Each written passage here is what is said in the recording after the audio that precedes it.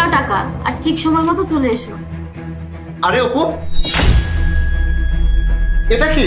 আর তুমি ওর সাথে কি কথা বলছো? এটা নতুন কাপড় ইস্ত্রি করার লোক, তাই ওনাকে ভালো করে বুঝিয়ে দিচ্ছি।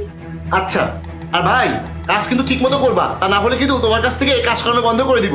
অপু, আমি গেলাম, আমাকে মিটিং এর জন্য তারপরে যেতে হবে।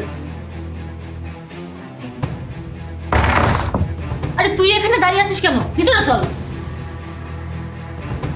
আরে এখন আবার কি আসলো? আমি কি করবো এখন? তুই এক কাজ কর, তুই ওয়াশরুমে লুকিয়ে থাক, আমি গিয়ে দেখছি কে এসেছে। আর তাড়াতাড়ি যা।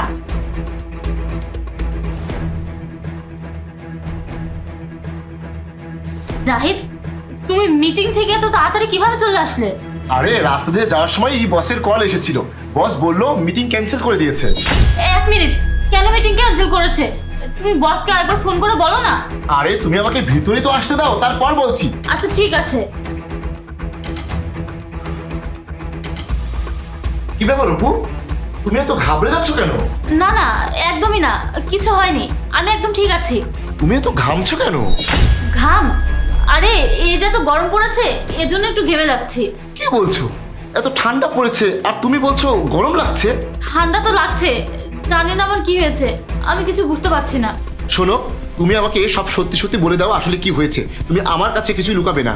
হয়েছে কি, আমার না কিছু বন্ধু আসার কথা ছিল, আর সেজন্য মনে হয় আমি এগুলোই ভাবছিলাম, আর এর জন্য তোমার মনে হচ্ছে যে আমি তোমার কাছে কিছু লুকাচ্ছি। ও আচ্ছা, তাহলে এই কথা। তা তোমার কোন বন্ধু আসছে যাকে আমি চিনি না? আরে আছে তো, পুরনো কিছু বন্ধু আছে, তুমি চেনো না ওদেরকে।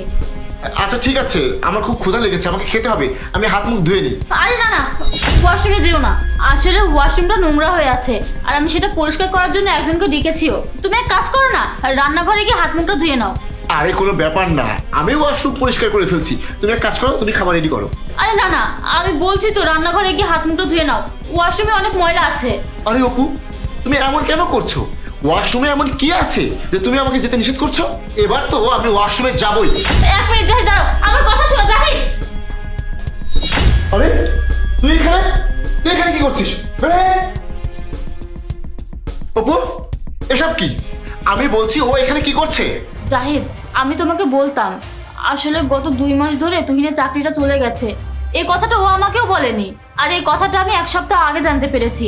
ও যখন অন্য মানুষের কাপড় চোপড় ইস্ত্রি করে দিচ্ছিল, আমার অনেক খারাপ লাগছিল, তাই আমি ওকে জিজ্ঞাসা করেছি। ও আমাকে বলেছিল যে ও চাকরিটা চলে গেছে, আর এর জন্যই ও এই কাজটা করছে।